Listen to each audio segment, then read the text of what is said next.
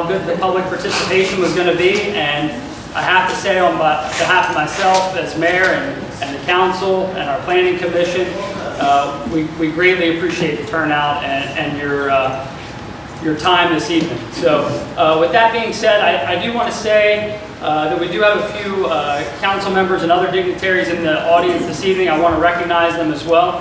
We have Council Member Jay Nur, just raise your hand. We have Council Member Steve Green. And then I have Council Member Shanika Nichols, and I think that's it from our colleagues. We do have one of our staff members, Kate Gaub, helping us this evening with streaming everything to Facebook. I want to recognize our Planning Commission. We do have our Chair of the Planning Commission, Chris Denny. Thank you. And then our other Planning Commission members as well that are in attendance this evening. Now, Mr. Ron Cassio has been running point. He's a member of the Planning Commission as well, along with our Planning Director, Dave Engelhardt, and Mr. Daru Fadani here this evening. And really, this all started with the idea that every time we have an annexation or something come up about growth, there's a mixed basket, right? And we're trying to see if we can find some consensus, add that to hopefully our comprehensive plan at some point. But tonight's meeting is really about a guided conversation.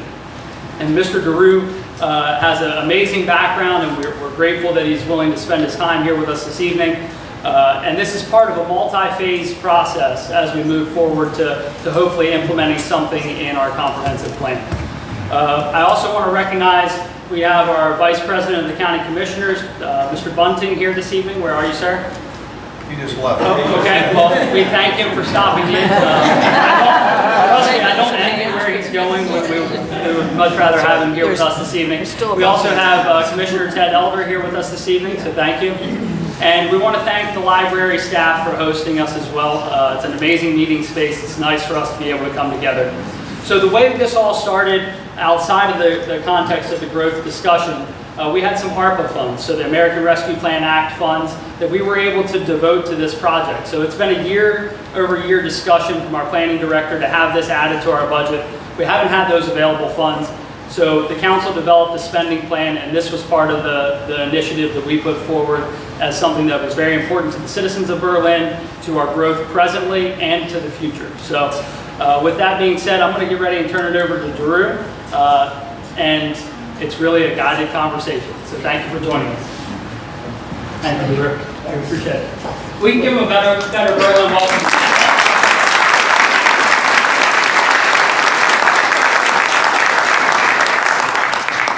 Thank you, and I'm going to try to project. My voice is really low, so hopefully you can hear me at the back. Can you hear me at the back? Okay.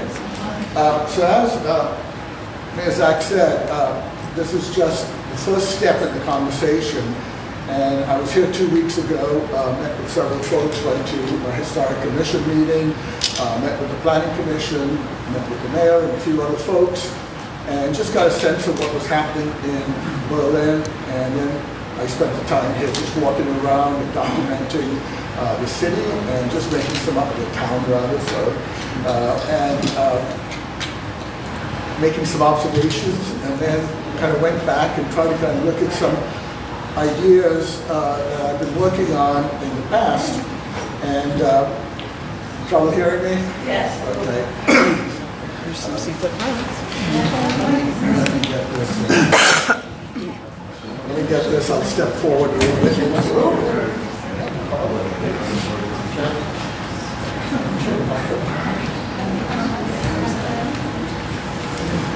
So my name is Daru Fadani. You can call me D. Everyone just about calls me D. It's much easier, and I'm comfortable with that. And I've been an architect and planner for many years. I came to study here in the U.S. 50 years ago. And I would say that when I came to the U.S. from Bombay, the quality of life, my quality of life, deteriorated substantially. Washington in 1972 was not a great place. It was a horrible place, in fact, and Bombay was a terrific place. And over the last 50 years, Bombay has turned out to be a pretty terrible place because they made all the wrong decisions. And Washington has actually been making a lot of great decisions and really improved as a city. despite what people think about the crime, it is actually a much better city than it was 50 years ago. And a lot of the decisions that they made were really about making it a better place for people to live and the quality of life that people might have. So my bias is that I like to make drawings. I like books. I bring a few books. And I kind of live by this mantra of Einstein that, insanity is doing the same thing over and over again and thinking you get a different result. And I think that's what we've been doing over and over again. And now what we find is countries like India and China and Africa are making the same mistakes that the US made 50 years ago, being totally auto-dependent and dependent on fossil fuels, and they think somehow they'll have a different result. And China is actually, if you go to Beijing, they actually have a highway that comes into Beijing that's 24 lanes. Okay, and they had a traffic jam there that took 47 days. Oh, thank you. Oh, this is good. Thank you. Took 47 days. Turn it on. Hello? No. Can you play with the sensitivity? Okay, can you hear me? Can you get right up to it? Oh, no, it wasn't on. Is this better? Can you hear me? Just turn it off. No. Okay, give it a whirl. Can you hear me now? No. I think you turned it off. Whoa, okay. Can you hear me now? Can you hear me now? It is not on. It's not on. Yeah, turn it off. The battery died. Yeah, it's got a green light on. Now it says Can you hear on. me now? No? We're almost there. Is it working? No. No. I don't think so. The battery's, it keeps dying.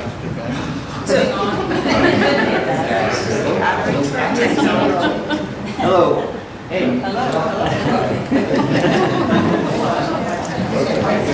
Well, I guess you're just going to have to do it. maybe that would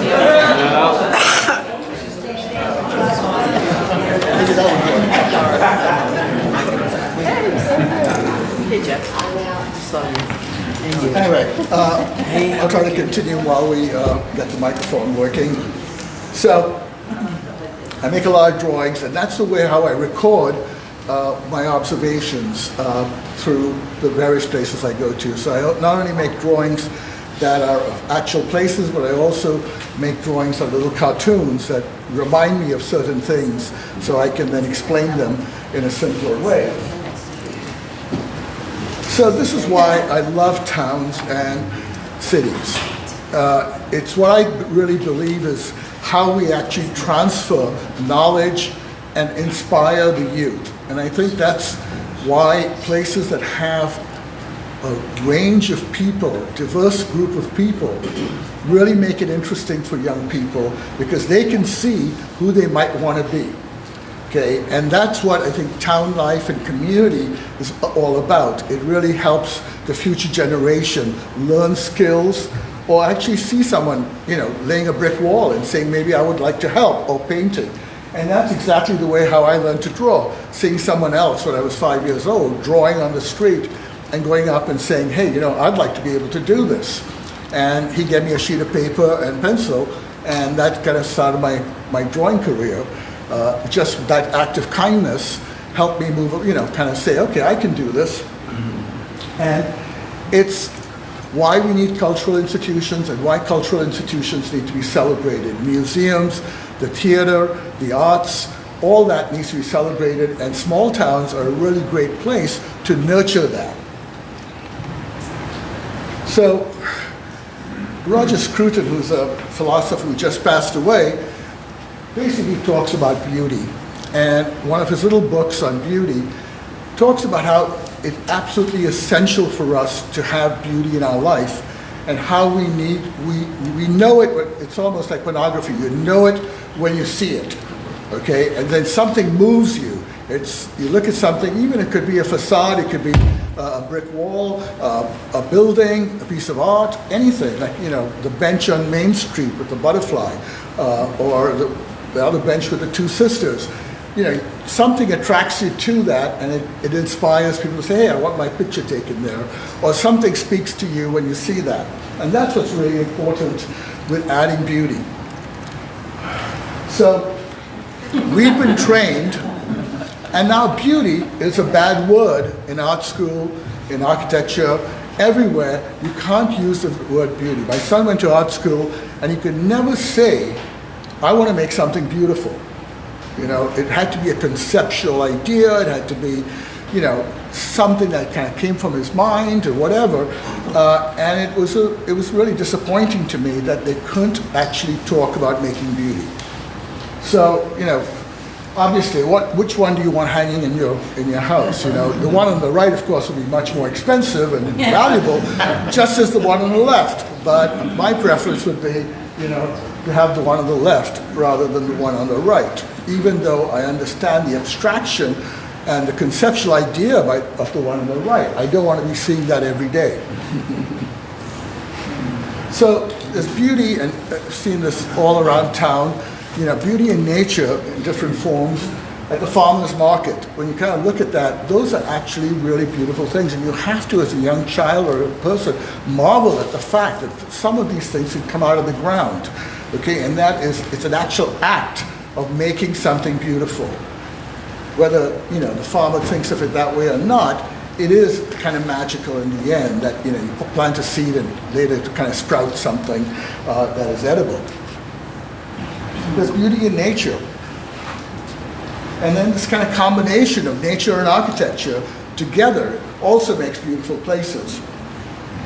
Well, and there's the beauty in these plans. This is a plan of Jaipur that was done in the 16th century, 9-square grid, and the hill on the upper left prevented the squares to be completed, so they kicked it out to the lower right on flatter ground.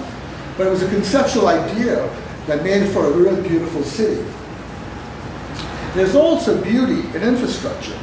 When you look at that bridge, it's nothing but a piece of infrastructure paid for by your taxes, okay? And the first bridge that was proposed in San Francisco was rejected by the population, by the residents of San Francisco, because it wasn't beautiful enough. And this was a bridge that was designed by a Portuguese architect, and that's the one they finally picked. So the citizens actually demanded something beautiful be built to represent their city. The image on the lower right are the pumping houses in Philadelphia. As you come across the bridge, across the river, you see those pumping. They're nothing but pumps in those buildings. But they sit at the base of the art museum. And Latrobe, an American architect who did that, realized that he could have done the most utilitarian boxes there to hold those pump houses. Okay? But instead, he wanted to make celebrate the art museum as an acropolis and these smaller structures as a little village around them. So that's what those are. You can see the openings, the semicircular openings, are where the water comes in and out. It's basically a totally functional construction. And we have completely lost that ability in this country now. You know, all the civic institutions, all our infrastructure is the lowest denominator. It's the worst of the worst. And you know, it's something that we all should be more conscious about in how we spend money, tax money that pays for all these things. Now, the reason I harp on beauty is because some of us, and most of you, have the opportunity to travel and experience places like this, okay? Whether it's a Greek island or it's, you know, a place in Charleston or Savannah, a park in Savannah, it doesn't matter. You get an opportunity when you travel to experience these things. But there are many people in every town, and I understand that in Berlin too, there's a high percentage of people below the poverty line who live in Berlin who do not have that opportunity to travel and experience beauty in other places. So it's really incumbent upon the people who can afford to make sure that we instill beauty in the town so that the less fortunate can experience. It could just be a fountain, it could be a park, it could be the smallest gesture, but you know, at some moment it uplifts the human spirit. When they see it in the morning, when they're taking a walk or whatever, you experience that and you kind of say, wow, life is worth living because this incredibly beautiful moment happened. That you saw something, the sunrise on a fountain. That's something. You want to try it? Okay. Can you hear me now?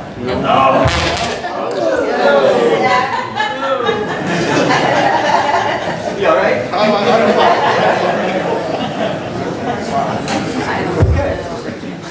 And when you think about it, you know, beauty in the end is a differentiator from the places you choose. You don't choose to vacation in some ugly place. You choose to vacation in some place beautiful, where you see beautiful things. And as a reminder, when you think about it, most of those places are 2 and 3 stories high.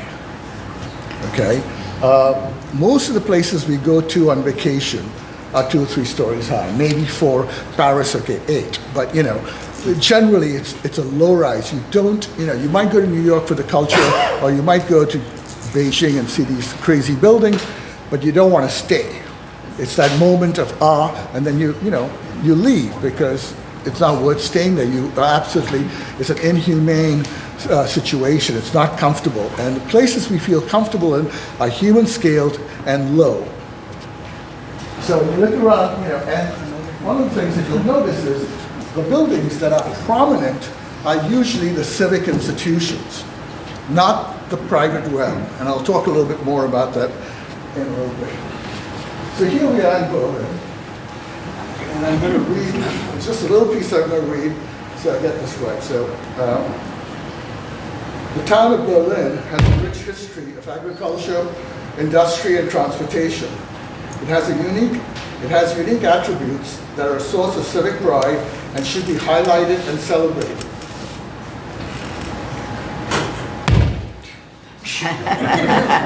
It's like being shot. This little video that I captured. All of you here know what makes Berlin a special place, and it is essential to preserve and support and protect Berlin's historic center. Tonight, I want to talk to you about what makes Berlin similar to many other small towns in America. Some of the issues facing Berlin have been addressed in other places and offer lessons to be learned. Many of the problems are the same because the causes are the same. Many small towns have lost their economic engine due to the industrialization of agriculture and the destruction of family farms. The various sources of employment in towns either moved away or merged in the name of efficiency, thinking bigger was better.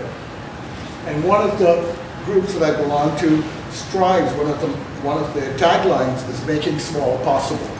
And that's what we've lost, is the idea that you want to make a small business possible, and that's what makes places interesting. Nobody wants to come here to go to the Gap when they can go to 100 other places to a chain or a franchise. They want to come here for something unique, and that's something that's a small business. And we have to do everything to try to make small possible. And that's not always the case.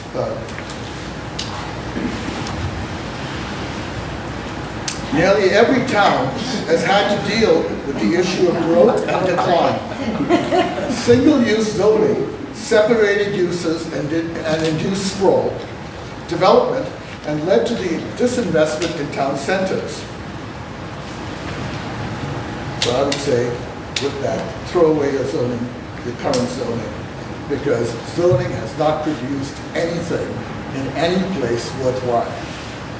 Okay, if you could actually point to something beautiful and something you treasure or want to keep that was a result of zoning, show it to me. But I can generally say I have never come across anything that the zoning codes have actually produced of value. The dependence on the automobile led to the need for more parking, which is met primarily on impervious lots. The runoff from the surface parking lots contributed to the pollution of the watershed. And some of you will remember that there was a time you probably could drink from the river, Okay, and then you went to the well, then you went to the tap. Now you drink out of a bottle generally whenever you travel. And eventually you'll be getting water in capsules. You know, that's the direction that we're going. Because we're polluting so much that there are no more waterways left that are worth, are safe. Increased automobile traffic has led to the construction of new roads and highways that sometimes bifurcate neighborhoods. Walkability was sacrificed for the convenience offered by the automobile. Finally, many towns believed annexation was a good way to increase the tax base, but did not calculate the actual cost of services. I have some advice, which I hope you'll find helpful. It is based on time-tested principles of town planning and my research on small towns. I would also like to share my observations and recommendations from the two-night stay 2 weeks ago and of the several conversations that I've had with townspeople, stakeholders, and city officials. So here's your town. One of the things that I've been doing. Watch out, watch out, watch out, watch out, watch out. Careful, careful. I'll do it again. So for the past 8 years, I've been documenting small towns. And what we've been doing is making plans that this is a 10-mile square, there's Berlin, and it kind of shows the kind of infrastructure of what happens around the town. And then this, on the right, is a 1 square mile area. And then when I do that, I limit it to 1 square mile because I can then do comparative studies with all the other towns. Now, this is what that research looks like. And you'll be happy to know that Berlin was on my list before I was brought here this last week. So these are all the other, and this goes on. I'm just doing the first group, and you can see Berlin was already there. But this goes on. There are about 120 of these towns, all drawn to the same scale, 10 square miles, road network, property, etc. And the idea, for me at least, is that we'll start to look at these different towns and start to make comparisons so we can learn from each other and what strategies might work where. Also, in terms of zoning, things have been changing. And all across the country now you see zoning reform of different kinds. The elimination of single-family zoning, okay? And we'll talk a little bit about that. Mixed-use districts. Washington, for instance, has no single-family zoning. You can have ADUs, you can have multifamily, you can have live-work by right now on any site, okay?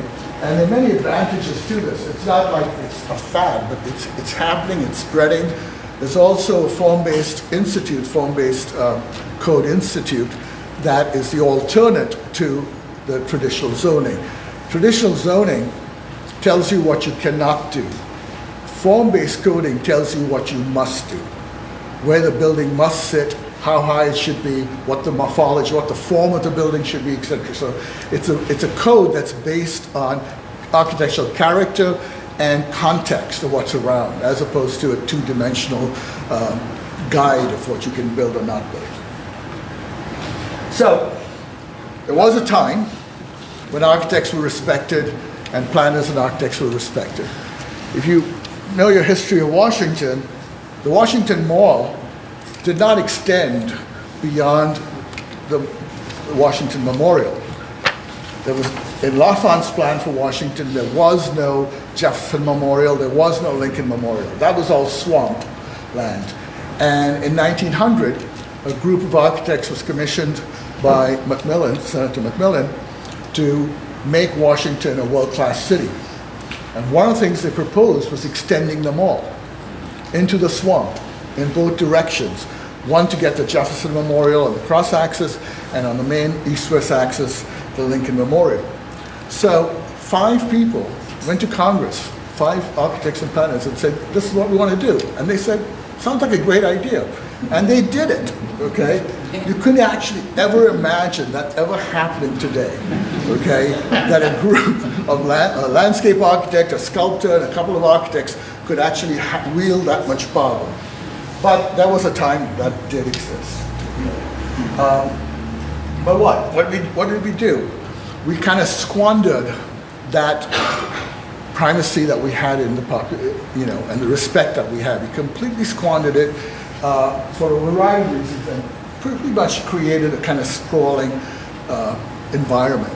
Now, suburbia existed before World War II, okay?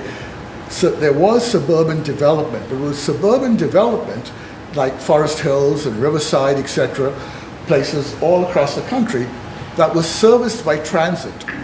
And bankers and businessmen took the train from their suburban home to New York City, or from Riverside to Chicago. There was, traveling by transit wasn't a bad thing or looked upon. It was a kind of economical and a viable way to travel.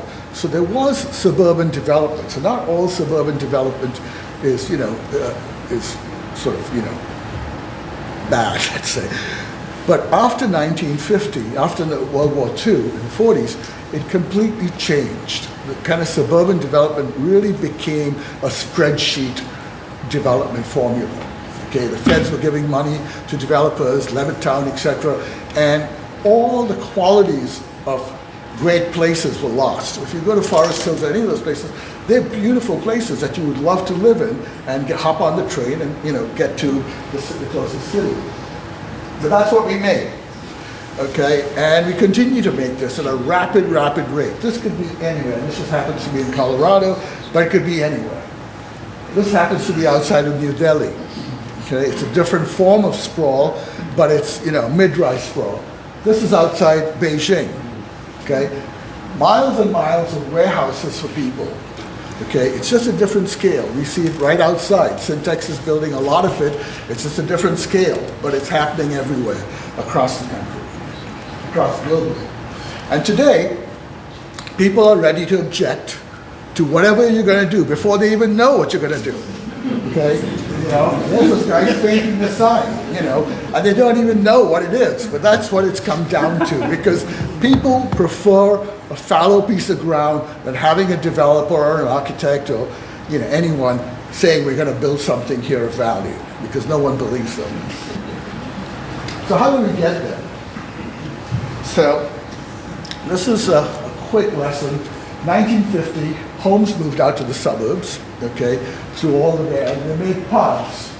So there was these little kind of pods, spaghetti roads, and only single-family housing. And each pod was segregated by its value. So wealthy people lived here, poor people lived here, etc. Okay, because that's what you could afford.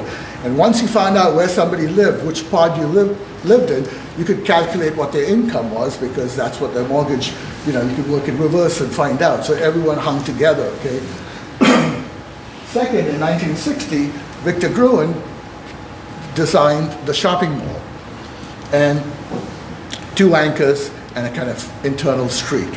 And that moved out to the suburbs, surrounded by parking lots. Okay, so that's what you got there, And you got some bad sites on the street.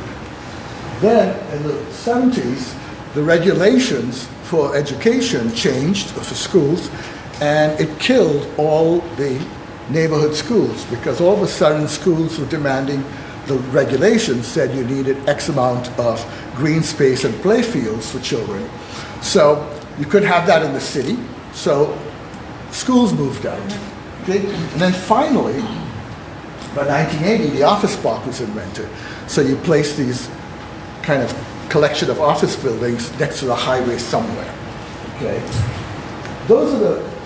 Take those 4 ingredients and add recreation, and that's what you get in a town. So why can't we actually reassemble all those elements back and make a town? And that's exactly what this project that we were involved in, Seaside in Florida, attempted to do. And that was started in 1980, take these 4 ingredients plus recreation and put them all in one homogeneous place and mix it all up. So it's all completely mixed, okay? And it was one of the first form-based codes. And, the great thing about Seaside is that it's a wonderful place, and many people want to go, many people want to live. But because there's such a scarcity of good places it is absolutely unaffordable today. Okay, it has increased in value 20% over the last 42 years, every year compounded. No other piece of property in America has increased in value in comparison to that. You know. And I sold my lot, for $35,000. Anyway, and that same lot is, over 1.8 million today. But that's another story. So that's how we got there. Okay. So what the aha moment for us when we were working on Seaside was this diagram by Leon Creel. And I'll try to explain it because it was really the moment that for a lot of us said, wow, finally we understand what's wrong with the built environment. So what Leon says is when you go to a city for the first time, okay, you go to the train station or the information center, and you get a map, okay? And what you see on the map is all the highlights of the town or the city drawn in 3 dimensions. Little cartoons of the church, the museum, etc. They're all drawn, and that's what he kind of says that drawing is like. It emphasizes all the cultural institutions and the civic institutions. That is what the town or city is most proud of, okay? And as a visitor, when you go there, they want you to see those places.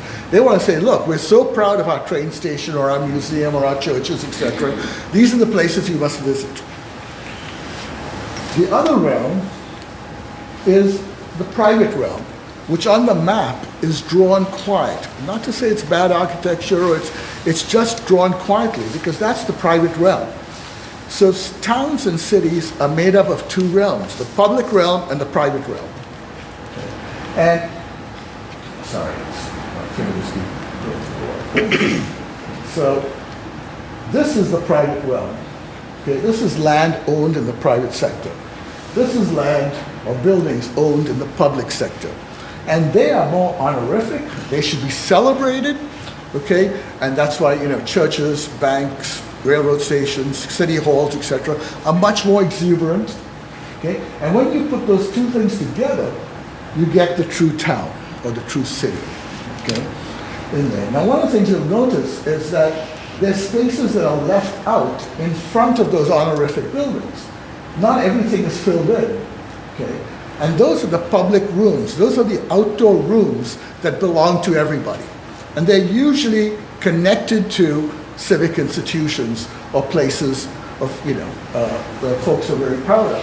Okay? Now, this diagram, you can look at it as a town scale, or you can look at it as a neighborhood. Okay? Neighborhoods have these similar qualities too. Sometimes in a neighborhood, you'll have a church in the corner, you'll have a bank or a museum, or some civic institution. So you look at that on a smaller scale, a neighborhood scale, you can look at it as town scale, or you can look at it at a much larger city scale. Okay? And this is what, in the end, the neighborhood is the unit as such of a good place, of a town, okay? That all things, and if you go to the traditional towns, and Berlin was definitely like this, all your daily needs were available within that kind of center itself, that neighborhood or the core. And today that's unfortunately disappeared. So, where are we on this? So, there's the environmental groups, which are very powerful and strong, who basically mistrust any building or any development or any growth, okay? And in many cases, rightfully so. So when you look at this graph that goes from rural to urban, the environmentalists want to preserve everything. They want to preserve all the green spaces, all the habitats, excepting the habitats for humans. They care about everything else but the human life, okay? They want to save every tree, they want to save every waterway, and that's their focus. Okay? Whereas the urbanist, or someone like myself, wants to make great cities and great towns. That's what I'm interested in. something's wrong with this diagram, somehow something that jiggled here, but the market is this pyramid. It favors the suburban model. That's what the market produced once. Okay, so it doesn't care about the rural landscape and it doesn't care about the urban landscape, because this is where everything is available, right in the middle. And the ideal is this inverted, sorry, somehow this drawing up. The inverted is that, where the suburb is doing fine by itself, you don't care about it anymore. You want great rural places and you want great cities or towns. So, urban, the word urban is very misunderstood and is also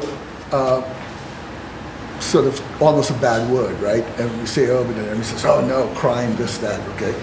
But if you look at urbanism, and what I'm talking about urbanism or being urbane, even a village has a moment of urbanism. A town, your town center is a moment of urbanism. It's where you come together, where, 2 weeks ago I was walking around with Ron, and, we met 20 people saying hi, just, walking around. And that congregation happens in small towns, and that's a moment of urbanism where you exchange ideas, you come together, you meet people. It's not a planned event, but that's where people just automatically congregate. So urbanism happens at all these different levels. Okay, you can have it at the crossroads in a village, you can have it in town, you can have it in a city. Okay, it's not, and that's urbanism, not, so urbanity starts, the principle starts in the center of town. Take that to be the building, and that the street, the white's the street.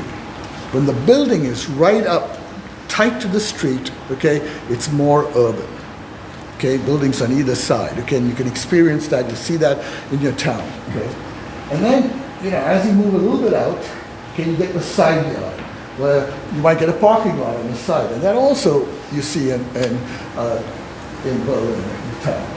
Okay, then you get the all yard, mostly residential, and then you get the kind of parking-dominated shopping center, where the building is further set back. So where the building sits actually determines the kind of urbanity of what you're trying to create, okay?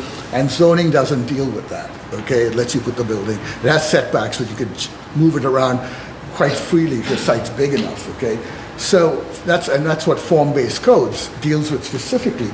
Where is the building placed? And as you're in the center, the buildings get tighter together. As you move out, the buildings get further back, okay? And there's a whole lecture on this, which I'm going to skip over, but Jay reminded me, aren't you going to talk about that? And I said, it's too much stuff. So I'm just going to review a brief bit. So the primary condition of making space, of making people feel comfortable, is when the two sides of the street, you have buildings and it's a room. It feels like a room.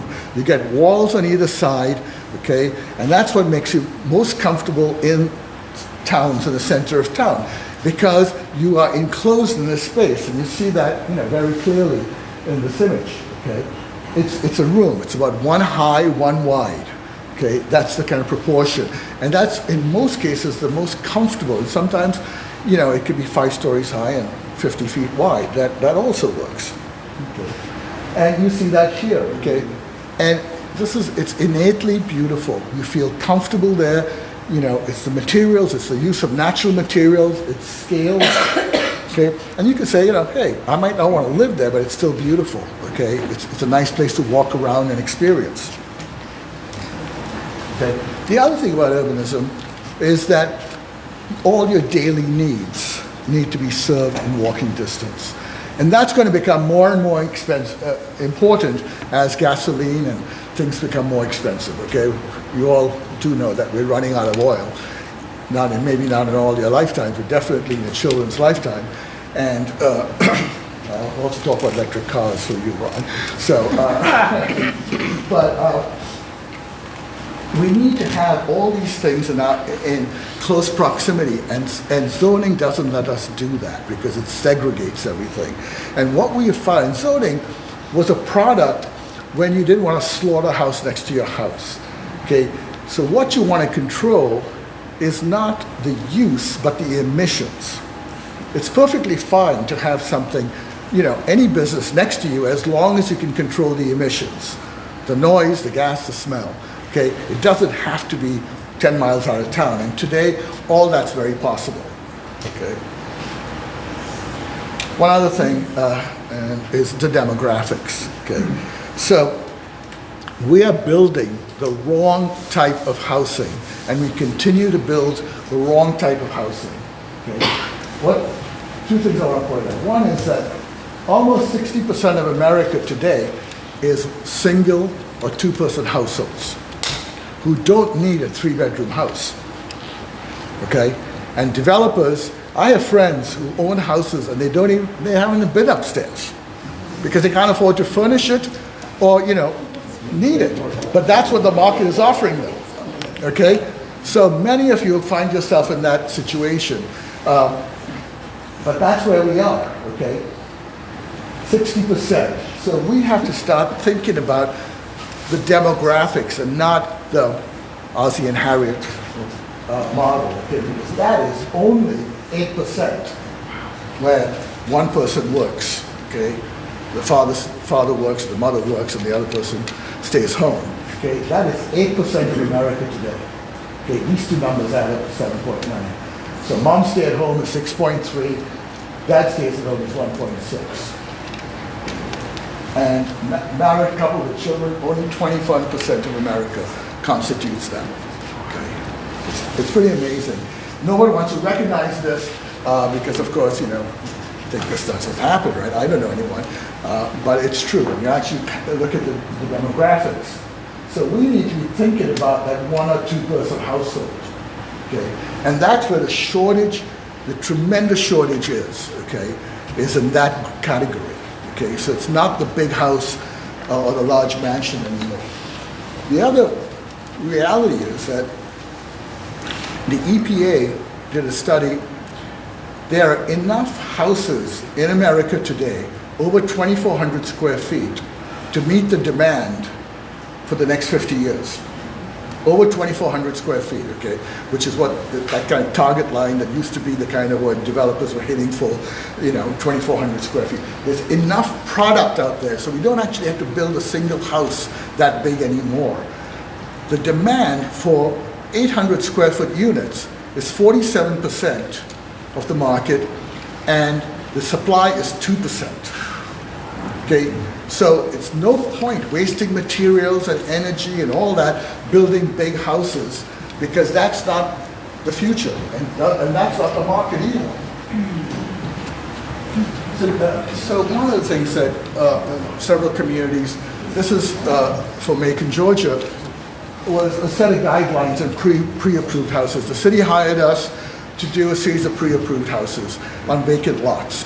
Okay, you could go to the city, you could buy a lot for $10,000, a vacant lot, and they had a lot of vacant lots, and you could get your permit in 24 hours if you built one of the pre-approved houses on the lot. And there was, not every house fit on a lot, but there was, because it was these houses were based on proximity of your neighbors. So if you had 2 bungalows, 1-story bungalows on either side, that's what you did. Either one you could do. Or if you were a single person, that was a 600 square foot little temple. And then some more here, Charleston type. But so the range was 600 to 2,400. Now, this was about 10 years ago. And mostly the smaller houses were the ones that people built. This is another project in South Bend. If anyone knows where Notre Dame, South Bend, Notre Dame University, one of the most dangerous streets in South Bend was Notre Dame Avenue that kind of led to the university. And this was guidelines that we wrote for housing along Notre Dame Avenue, which the university bought and then did a kind of not an auction, but a lottery for faculty and staff to buy those lots and build these very simple 4-square houses.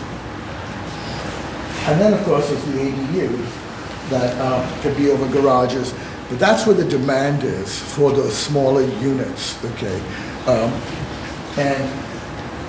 I know people are upset about ADUs, but Not everyone's going to build them, okay? If you want, you can build it, but it's also, you don't think about the worst form of society living in it, but think about the caregiver or children who you want home, but some distance away, at least in the backyard. So. Yes.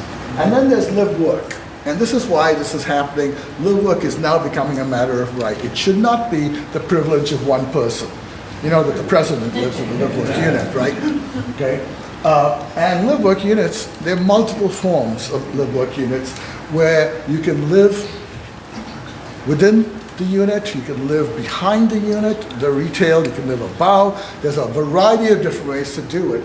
But live work is an incredible, it was the way America was built in many cases, because people who wanted to be entrepreneurs and they couldn't afford bricks and mortar, so they worked and made stuff at home or in their backyard, and then when they got good at it or big enough, they went into a bricks and mortar place. But that's how you incubate businesses, and to make that illegal is really kind of killing the human spirit from wanting to be an entrepreneur or an artist or, you know, somebody who's in control of their own life. And then style. I don't really care about style, okay, as long as the morphology, it fits. Both these buildings are in Seaside. That one is the most expensive house at Seaside, and this one is, they're built in the same form-based code, okay, but they're very different, okay.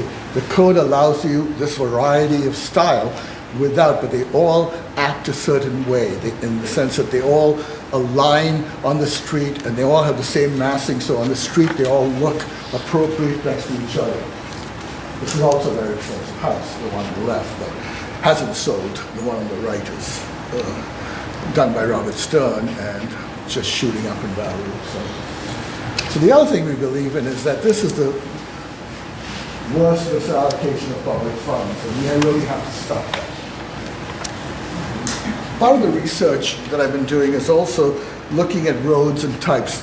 Everything in the end comes down to the network of streets, because that's the hardest thing to change. Okay, so if you don't get the roads and streets right, you can't actually develop further. It's really hard to fix. There are folks who are trying to fix suburbia, but it's very difficult because of the road network. But there's a whole series of, you know, this upper group is suburban, where you have the highway, drive, road, lane, and path, and these are more urban, boulevard avenue, and they all have specific meanings. They all were named for a certain reason. I won't get into that, but there was a time when all these things actually meant something. Okay, a center, town center, a village was something. Now, of course, every developer makes this a village or a town center. All those words have been mishmashed, but there was actually a real reason for all those. So automobiles. So you might, you know, I love cars, by the way, okay, so don't think I hate cars. I just don't want to drive for my daily needs. I want to be able to walk. I want to be able to enjoy my car. I don't want to be a slave to my car, okay, that's, we'll say that. And I think most of us find ourselves being slavishly, you know, having to have a car.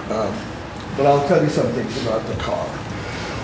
First off, we lose 40 to 55,000 people every year in automobile accidents. Okay, that's a reality. Okay, it dropped down to 37,000 people about 5-6 years ago, and now it's back up almost to 50,000 because people are texting and driving. So there was a time it came down, but it's up there again. Okay, but the worst thing is that 5 million people suffer from injuries. And that's, you know, $1.4 trillion in medical expenses. Okay? So that's one of the things that's really killing. You might say that's good for the GDP, for the medical profession, but no, it's just a horrible thing. It's also an incredible lost social capital. Okay? And, you know, we built a memorial for the Vietnam War, and that was 58,000. We lose that many, and that was 16 years, and we lose that many people in 1 year. The same amount of people in automobile accidents. Okay. And it's possible. We don't have to. I mean, Norway loses 1 in 45,000 people, whereas the US, 1 in 7,000 people die every year. The moment this talk, okay, 7 people have died during this talk, okay, in America somewhere in automobile accidents.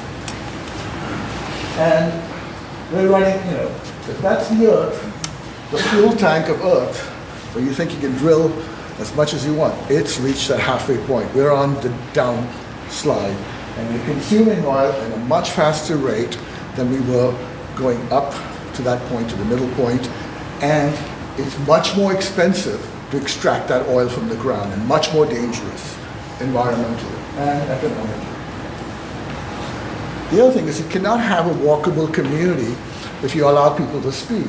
And 38 miles an hour, and you all know this, we do this all the time. We hit 38 miles an hour in a 25-mile zone. It's very easy to do. The streets are too wide. But if you come in contact with a human being at 38 miles an hour, there's zero chance that the human being will survive. Okay, zero chance. 99.9%. Okay, so that vehicle of yours moving at that speed is the equivalent of any weapon.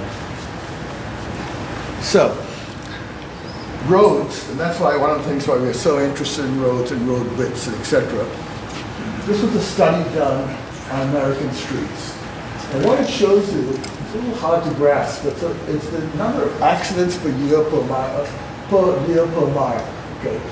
If you have a 50-foot street, okay, you have one accident per mile per year on a 50-foot wide street, okay, across, and anything more than that, okay? So that's it, the outer limit of the study. If that happens to be 24 feet, so let's say you had two roads of 24 feet, okay?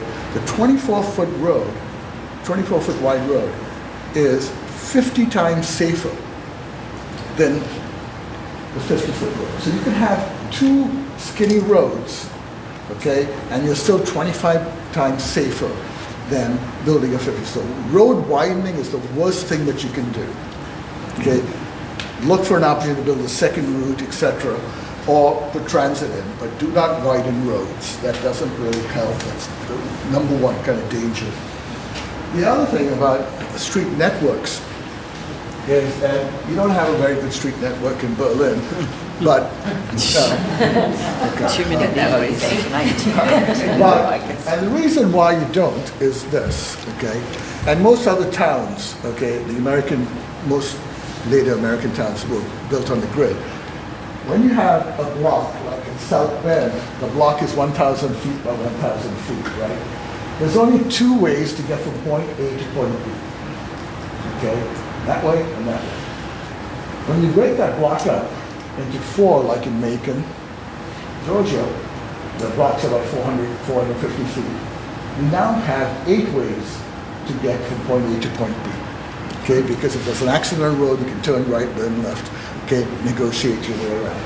If it's like the Baltimore block, about 300 feet, okay, you have 27 ways. And when it's like Portland, which is a 200-foot block, you now have 64 ways. So it's not only easier for the car to move that way, okay, negotiate if you see something blocked, but as a pedestrian, it's more interesting to walk a different route, okay? You're going to walk the same distance in the end, right, because it's the grid, but it's a more interesting walk to take a different walk. So that's why grids and networks are extremely important, okay, not only for the car, but also for the pedestrian. Traffic engineers think of roads like moving water. So this is a typical road network in America. You've got the highway, you've got the arterial, you've got the local, and then you've got the cul-de-sac. Okay? And so any blockage anywhere around this kills the system. Okay? It's like, they think of it like a pipe, right? You know, a pipe of water, when it starts off at the plant, is extremely wide and large. As it keeps moving, it gets smaller and smaller. Okay? And that's how they think about it. But cars don't operate that way, because people and humans make mistakes. So you need a grid, you need an alternate route to be able to, and that's why most systems that are based on this dendritic system, like the branches of a tree, fail, continue to fail, because you need the backup of a grid. Now, the other thing about your car is that your car actually has 7 parking spaces. You count it, whatever, almost 1 billion cars, or is it 1 billion? Yeah, it's almost 1 billion cars in America. They each have 7 parking spaces. Okay? There's a space for it at home, at work, at the church, at a shopping center, etc. 5 of them are hardscaped. 2 of them are grassy fields or gravel, for concerts or a church parking lot, etc., which might be overflow parking. But every car, so just imagine if you were so lucky, if you had, and that's 350 square feet, okay? That's a small hotel room with a bathroom, okay? Imagine if you could have 7 houses across America. Your car does, but you don't, okay? Just think about that. Your car requires 350 square feet. That's the parking space, plus the area to get in and out of the parking space, okay? And you can have little cottages all across America. So, that's one of the other reasons this is such an uneconomical way to go. And then also, it's the worst investment you make, right? You drive it off the lot, and it devalues by 20%. So parking. So there's a guru for parking called Donald Shoup. And he's written an 800-page book on parking. And 800 pages, okay? Believe it or not. It's all on parking. And I was just listening. He spoke a couple of weeks ago. I was listening to the tape, and I'm just going to give you the absolute condensed 3 lines out of that one from his talk, which is, parking can be free and convenient, but it'll never be available.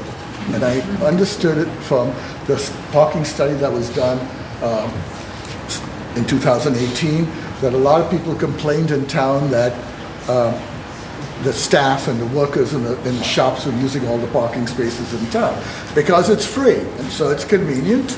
They park where they can, they come in early, but it's not going to be available to your customers.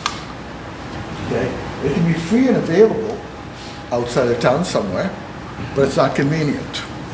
Okay, if you want it to be convenient and available, you have to charge for parking.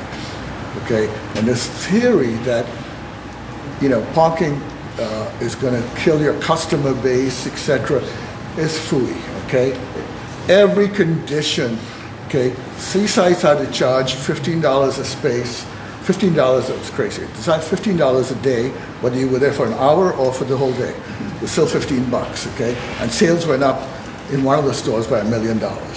So, because whatever the psychology of that is, I don't know, but it's proven over and over again. Now, the key with charging for parking is that whatever meters are on a street, the money that's collected in those parking meters is spent on that street.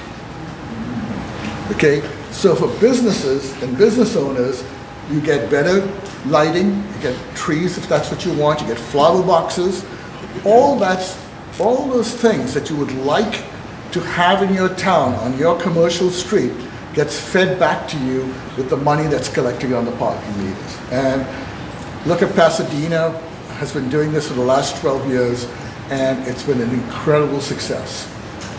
Pasadena's had literally no retail corridor as such in the old town of Pasadena, and it's doing extremely well. The other thing about parking is that nobody wants to walk past a parking lot, okay? It's not a good experience to walk past a parking lot. And Charleston, if you all know Mayor Riley, who was the mayor for Charleston for 40 years, really instituted some really great policies in Charleston.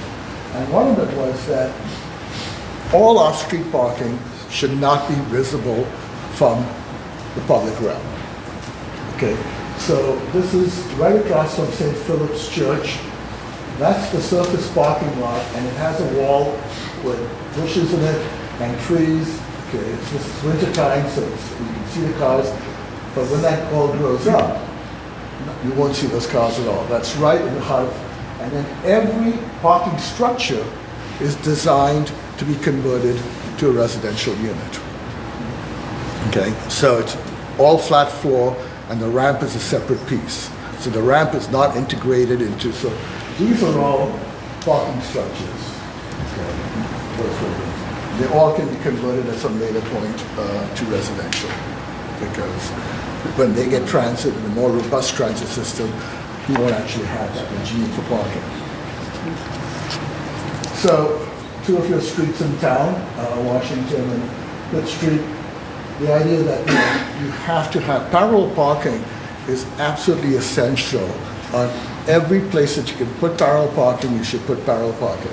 And the reason for that is it makes the drive lane narrower, and it's the safest, it's the easiest form of traffic calming. It makes the pedestrian safer because you have this inert object, a car, between you and the pedestrian and the moving car, okay? Psychologically, that car door might open, so you're going to be more careful, okay? Traffic engineers work very hard to remove conflict. That's the whole lesson when you go to traffic engineering school, remove conflict.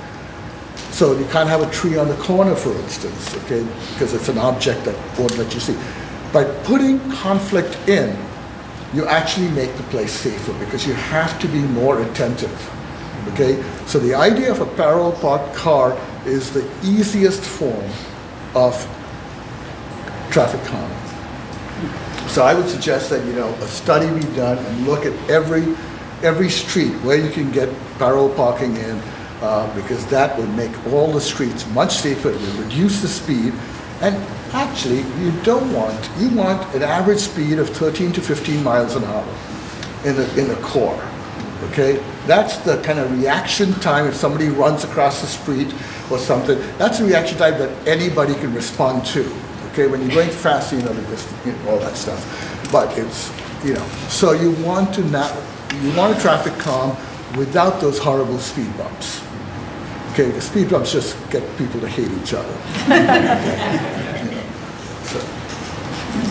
So what's happened is what's happened in most places, and happened in Berlin, is what we would call monocentric. You've got the town, and then you've got all the spaghetti of little suburban stuff around. And the model should be that the town stays intact, and you have polycentric centers outside. So here's Berlin again.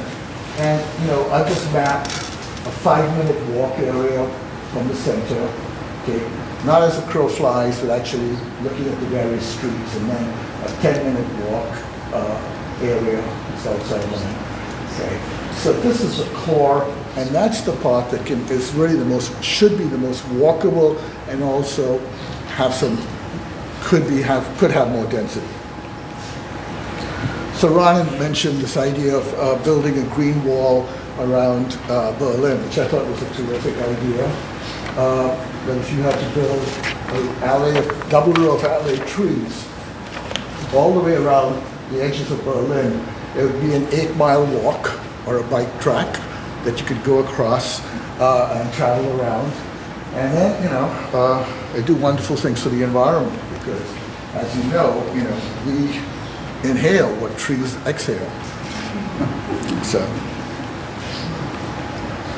the other, I was asked, it was the South Parcel, which is out here, which also belongs to Berlin. And my proposal for that site would be a solar farm, because it would generate 37 megawatts of electricity. So I don't know who owns it, but I'm just throwing it out there. It doesn't belong in Berlin. It's outside the wall, the green wall. It's out there, belongs to the city, but do a solar array. It's the future, you need it, it'll reduce your electricity price, and be prepared. Do it for your children, who hopefully will continue living there. So it's not, electric cars aren't green if the source of electricity is still coal producing. It's produced by coal, okay? So we have to change that paradigm, okay? Electric cars are terrific, but it all depends on where that energy is coming from. So I did a series of analysis of Berlin, and I wanted to try to get a sense in this 1 mile comparison,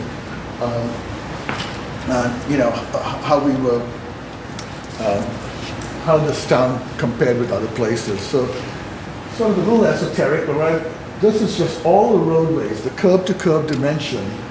This is one square mile, Okay, and I'm just, as I said, I'm just using that as a reference. It's not all of Berlin, but it's a reference point, just to understand the kind of context.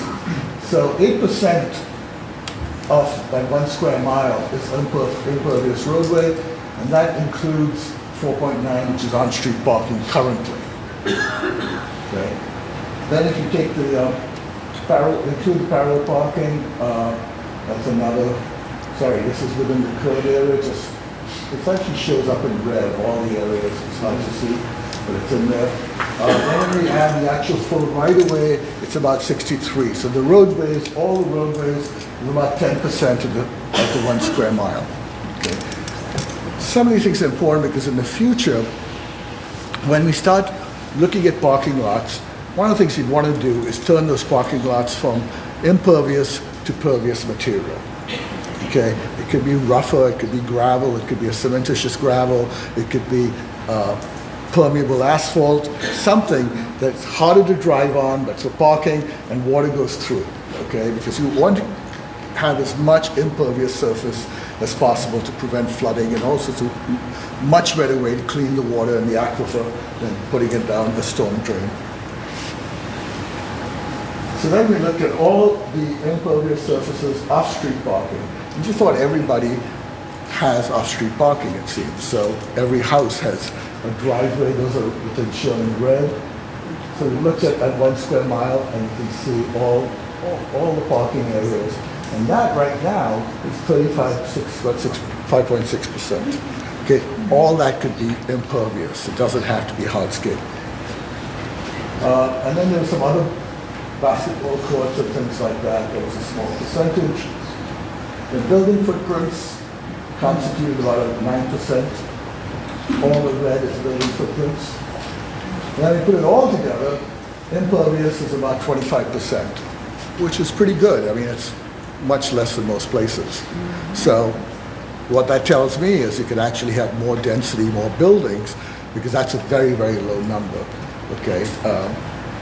Actually, the land is not being utilized as much as other towns. Okay. So that was just to get my head on where things were. And again, this is a sample of 1 square mile, but with the core.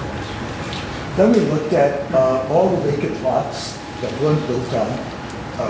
Again, this is just what was vacant. I don't know who owns these properties. I didn't get into that. I just went through block by block, and so what did not have a building on it.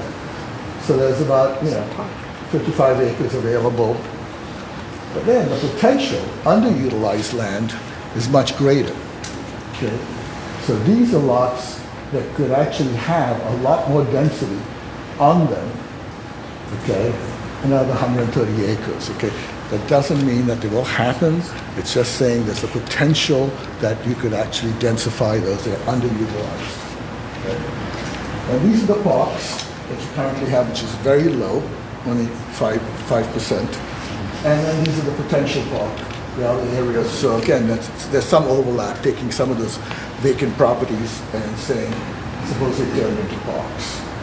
Okay? So then you can basically double the percentage of parks in this 1 square mile.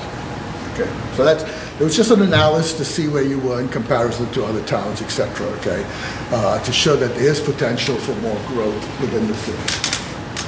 So we have this affordable housing crisis in this country. Okay, you all know just about if you sell your home, where will you go? Where will you buy?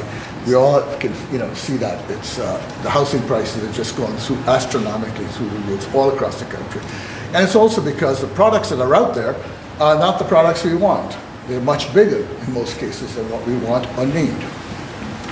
So I'm going to talk a little bit about the cottage court, which is something that I would propose that the city look at, which is call it the Trojan horse, but what it is whenever you have an extremely deep lot, you can build behind the lot, okay? You can keep the character. So here's a case study where here's a vacant lot. That's a single family house, single family, single family, single family, okay? So we have 5 single family. This is a lot. It's just slightly less than 1 acre. So what zoning allowed for this was that we could do 20 units to the acre, and that's what that building, typically under zoning by right, when the city rezoned it, that's what the building would look like. A small apartment building with 20 units, parking spaces there, okay? And that, of course, there was a lot of objection to that kind of density. So the proposal, and this was done by Union Studios, really good friends of mine who I work with, was to look at the character of these 5 buildings, our context, and say, what if you made the area similar? So what you get is 2 buildings here that are very much in scale with these guys, and then a court, parking still back there. And that's what it looks like from the street. You know, so the porches wrap around. You get an internal garden space. Okay. And then the house types. And that's what it looks like. Okay. So it's a way of getting density without changing the character. Now, most people are concerned about the character of the street. This doesn't change the character of the street, but it increases the density when you have a deep lot or a bigger lot. Okay. So that's just one example. These are other examples of cottage courts also, where again, the porches on the street side face the street, and then the units go back. Another example. So it's, and these are all done as retrofits to existing sites. Okay, so there's usually a house on the front and an existing house, and then using the same character. And then this is on a beachfront site. Now, this is a project that we did in Williamsburg for William and Mary, where William and Mary was going to lose about 60% or 70% of their faculty. We're going to retire. This is about 15 years ago. So new faculty couldn't afford to live in Williamsburg. There was no housing stock there. The average price of the house was something like $450,000. So no young faculty or graduate student or research assistant could come to Williamsburg. So they had a real problem. So they asked us to look at the street where there were some houses that they owned, but not in good shape, almost falling apart. So we proposed this row of houses, which are referred to as mansion houses, but they're really basically 3 townhouses stacked together. That's one townhouse, that's another townhouse, that's another townhouse. They're 3-story units, okay, each a couple bedrooms, etc. And that's what they look like from the street, okay? And they fit completely with the existing character, what was there. This is right across from William and Mary campus, okay? No one can tell that these were new versus the ones that were taken down. Okay, they're almost identical. So it is possible to get density into places without changing the architectural character. Okay, that's really my point, okay? Mayor Zach had asked me to look at this condition at the Bay Street intersection. This highway, as I mentioned earlier, highways have been used to segregate cities all over the country. I find this at just about every place I work, where highways were built between the African American communities and the white communities. It became a divider line, and it's rampant all over. I've got hundreds of examples of this. So I started to look at that, just said, let's look at this condition. This is 113, this is Bay Street, and that's what the intersection looks like. Okay, and there's a sidewalk on this side, there's a little mini crosswalk there and that, traffic light. Okay, and the idea was to build a pedestrian bridge. So I said, what if you're going to build a pedestrian bridge across there? And you got to walk up these stairs and walk down. So there's only stair access. There's no ramp access, because a ramp would require 180 feet of length to get up to the 15-foot and back, etc. Okay.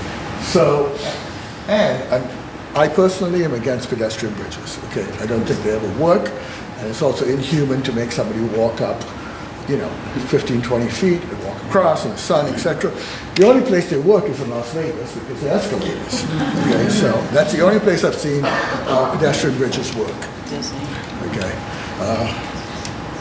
So, well, it was one suggestion, the cheap suggestion is to make it a space. Really wide crosswalks, plant trees around it, okay, and really make it a space, something, zebra stripes, something that really looks like, here, I really want you to walk across this street, okay? It's inviting, it's not just a little skinny 6-foot sidewalk. So that's the inexpensive painted, and it really is much more, and you could do this, there are 4 intersections up on that corridor between the east and the west. This could be done relatively cheaply without just by paint and planting trees. The other thing I'm doing is I'm tightening up all the curves, making them much tighter than what they were. So if you see what the curves are, and this is one of the most dangerous conditions when you have these wide curves, because when you come around the corner, you see this wide curve, you take that turn and you don't see the pedestrian because your instinct is just to look left to see if any car's coming, because you can make this turn and you basically intersect with a pedestrian. Okay, and this has been happening in DC a lot, and they've changed all the curve dimensions. Now, the fire marshal will say, "Oh no, tight curves," but these, when they're redone, these are rolled curves. So a fire truck can jump the curve in a case of an emergency. Okay, so that's a roll curve. So for fire truckers or an ambulance, it's a roll curve, but a car would be hesitant to do it. So there's a way to deal with that aspect. But the idea of actually making it a space with trees and lighting it would be a much better solution to deal with this. While we're at, all this infrastructure money is being thrown around, why not go for the big scheme, okay? And that would be to bury 113 down and let this be an on-grade crossing. So the traffic that's going through doesn't have to stop, not inconveniencing anyone by putting them kind of stopping in there. And this is Connecticut Avenue, which actually goes down under DuPont Circle, right in the city. It's the same condition. You go down, so you would start up there.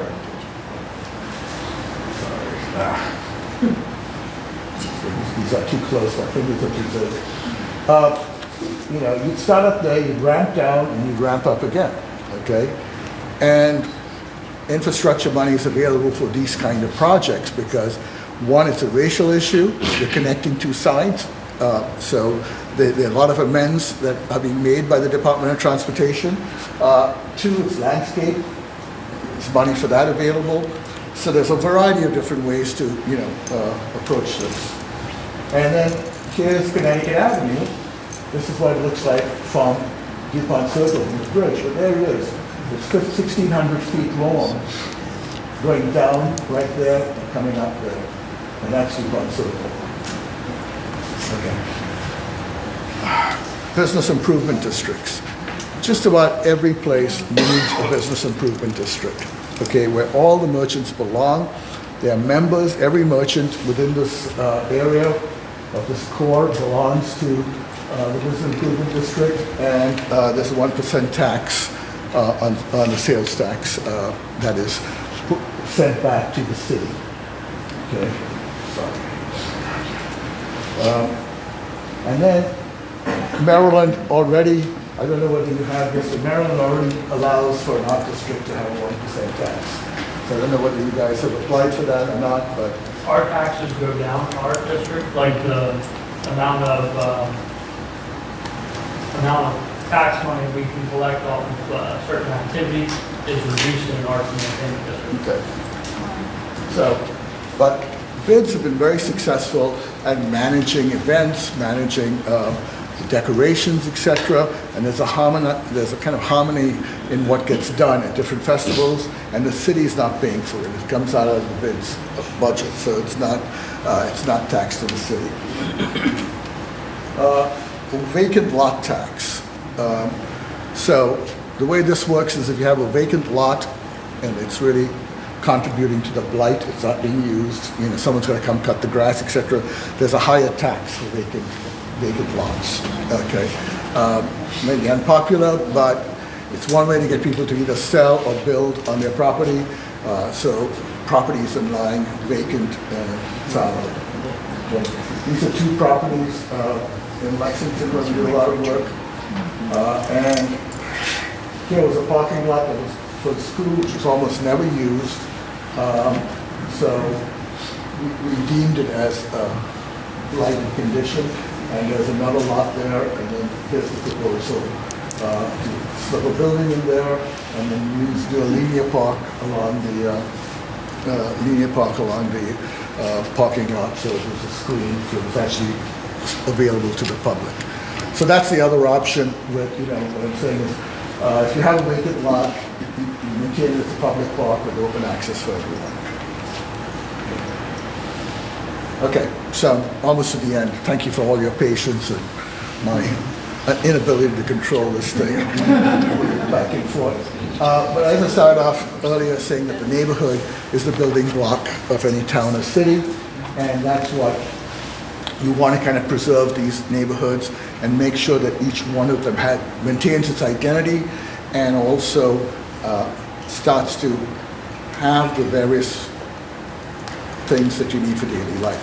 So I was here 2 weeks ago and I tried to buy a pencil, a number 2 pencil. Good luck with that. And I couldn't buy a number 2 pencil. Okay. They kept telling me to go to the dollar store and I said, I don't want to drive, I want a number 2 pencil, or just a pencil. And so, that's a daily need that I think, something that basic should be addressed. But anyway, so that's this idea that neighborhoods need to be complete, they need to be small, compact. And neighborhoods are fragile. So you got to think of this, your little town is a really fragile thing. You want to preserve it, you want to add to it, but add to it sensitively, so it actually grows, okay? And when I talk about, adding density and things like that, you're kind of nurturing, you're adding people to this mix, okay?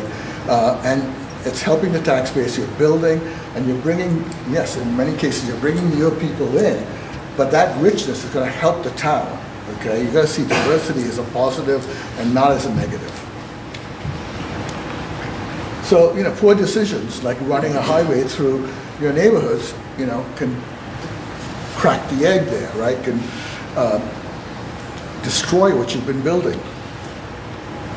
But sometimes you got to break a few eggs to hatch your plan. Okay, you're not going to make everyone happy. I know that. A lot of things I've said, people go, oh no, not that. But believe me, I'm talking out of experience and things have worked. Okay, so it's not. These are not experiments. I'm not here to experiment on you and say, why don't you try this or why don't you try that, okay? There are enough examples, and I can give you all those examples of places that have tried these things, like parking authorities, bids, development authorities, etc. Various groups to, actually help the city in town.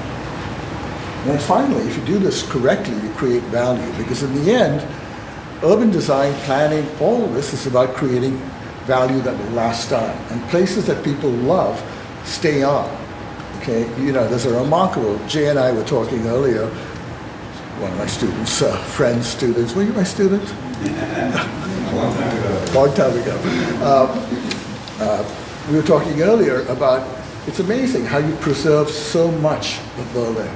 Okay, I mean, most towns, are decimated. Okay, you don't see this, but and now it just needs just a little more care, a little more love to kind of take it over and complete it. It's not, and it's really remarkable to me that there've not that many horrible buildings in town. Okay, because that's what look at Salisbury, for instance. I don't recognize it, from. Because we had 2 fires and their code was everything had to be built with brick, and that's why it's still there. Yeah, well, fires a lot of times have helped many cities. It's not that we want a fire, but and finally, hopefully the profession, planners and architects will, regain their value in society. So, thank you. I hope this all inspired you to do things for Berlin. It's the power of design. So, thanks for coming.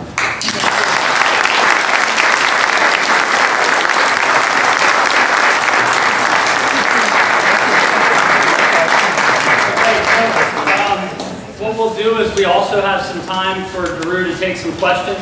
The other thing is that if I can get this to work, I don't know if anybody's familiar with like a QR code or not, but I looked around and I was like, I really want to capture even the quiet ones in the room, any feedback that you may have. So if I can get it to work properly, I'm going to put a QR code up here. It will take you to the town website where you can submit some feedback, and we will share that with Daru and everybody that's been involved with the project. So if you don't get a chance to have your question asked and answered right away, if you can submit it that way, then we'll try to hopefully address that as well. All right? So, Let me start this off. So, just a question for you. I think there's another villain in the room that you haven't mentioned. In the very beginning, you discussed zoning codes. And I would agree with you where, as zoning codes have evolved, you place schools here, shopping centers here, neighborhoods here, this type of neighborhood there, that type of neighborhood there. And it draws lines between sectors of the community. But I think the other villain in the room, as far as urban planning, might be annexation laws. And what happens, as I see it, is, as an example, a statistic that I'm very familiar with, is that a single-family lot in a city versus a single-family lot in the county, it consumes 300% more land, statistically. And so we have this attraction of how the counties basically compete with the cities. And at that point, people are going to want to have a home in the county where they can have their 2,000 or 3,000 square foot home on a 2-acre parcel, as opposed to their 1,500 or 1,800 square foot home in the city that costs as much as the home in the county. So you put yourself at a competitive disadvantage when you're marketing residential homes, because you have a smaller home that costs the same as a bigger home in the county, but you have to drive to it. And I'm just trying to understand, I know Maryland's annexation laws, in my opinion, are very, not necessarily the best when it comes to urban planning. It actually creates sprawl and doesn't prevent sprawl. So my question to you is, how do you see the overlay of annexation and zoning in other states and other areas in other countries, other states, or what have you? I think that's the other villain in the room that we're not mentioning. So generally, we discourage annexation, period. Okay, we discourage it because we want to build an urban growth boundary around the town, and we want to do the best job within that urban growth boundary. Well, just the resistance, the political resistance that you're going to get on that theory is not going to happen. I just don't see where a town is going to give up its rights for water and sewer, for central district planning, for police protection, for the urban services, trash, water.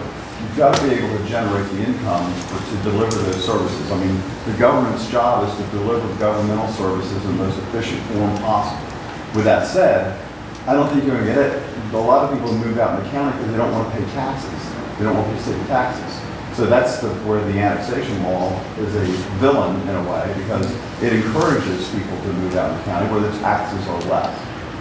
How do you overcome that problem? Because you still have to deliver governmental services. Well, I'll say this, you might answer this question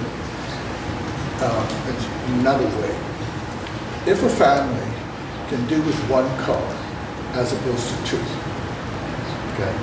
2 cars, a car costs you $10,000. If you bought a Ford Focus today and paid for it at whatever interest rate, etc., and the maintenance and the fuel and even electricity, if that's what it is, it's going to cost you about $10,000 a year to maintain and keep that car. Okay. That is going to transfer to about $120,000 more in mortgage. Okay. So you could afford a much better house than you would normally qualify for with one less car. And that's been sort of the game plan that we have been working on in so many towns and campuses and places where trying to reduce car ownership is probably, and there's also mortgage efficiency loans now, where if you live close to work, you can actually, and don't have to drive, you can get a better mortgage rate. Many banks are doing that. So we have to think out into the future and say, okay, you're buying this house in suburbia, wherever it is, but you're dependent for every single thing on the underground. And when you add up, the reason why most places are unaffordable in America is because no one counts transportation costs. There's a group in Chicago called the Center for Neighborhood Technology, and they're the ones who invented car sharing, and then they sold that technology and they did it on a neighborhood scale in Chicago, and within a few blocks. They've done the studies on this, and they also advise, Scott Wilson advises the Department of Transportation and the banking industry. You really need to look out in the future. So yes, you can't stop someone from moving outside, okay? But eventually that's really going to cost them a lot more. And once you do the math on this, you realize that it's much better to live in town where you don't have to have those transportation costs. If you had the leadership, the governmental leadership that would understand that, you could steer people to understand that. But we are a societal group of instant gratification. And you see, again, a 2,400 square foot home, 3,000 square foot home compared to a 1,500 square foot home. You're naturally attracted to that. I mean, you just go to that. And that's, unfortunately, in a rural society like we live in, you're naturally attracted to that type of product. It takes you a while to understand that. But the governmental agencies need to lead us to get to the point where we understand that. Yes, I mean, I'm not a politician, but I know it's hard, But Jay, you have the comment on this? I'd love to jump in. I think we could probably do a seminar on just annexation. There's so much to know about it. I live in a town called Trapp, which is just up the way.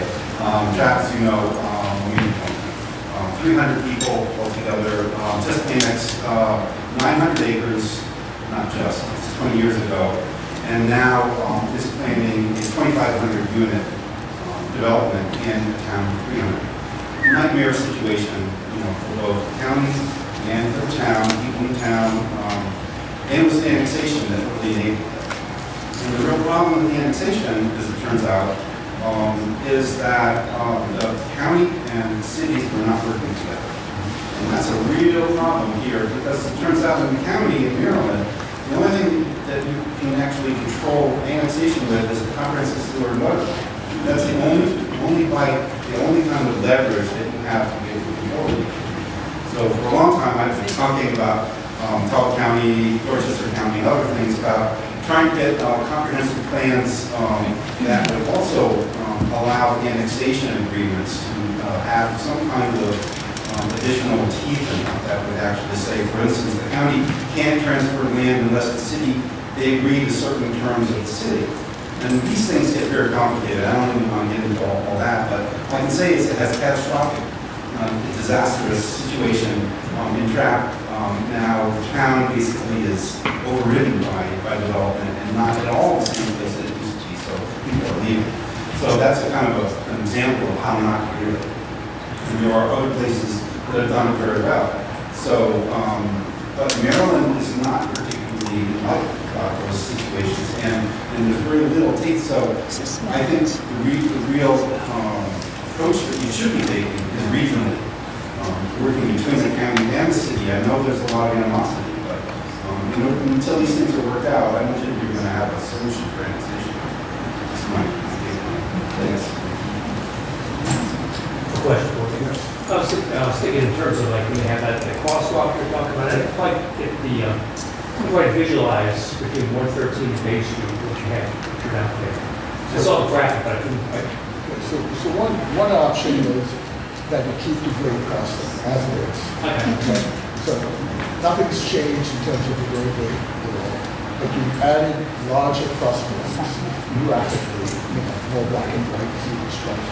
They're much wider, they're 30 feet wide on the side. Okay, and then the corners are little with trees. So it's actually when you get there, you feel like there's something happening. It's unlike just going through farmland or the side, which is the current condition. But then you see it's kind of grouping in trees and it's lit at night. By the end of the crosswalks, so it feels like a space that is quickly slow down because something is happening. Okay, that's one. The other option is what I'm talking actually goes under the Yeah, so that's the other option, is down on Great Crossing. So people who want to make a left or right on Bay Street will do the slip lanes on either side. They go out, so it's, you've got single lanes on either side, and then you just have stop signs to the right or the left. Remember, we did Jakarta for a while. There was remember that bridge that went over all of this, this gigantic street, it was just totally massive for cars. That was kind of neat there. Again, it was hard for handicap. Right, yes. Yeah, that's one of the problems today, is that condition with the elevated crosswalk, but today you're required to do that, and that would take a while. You're back and forth, so,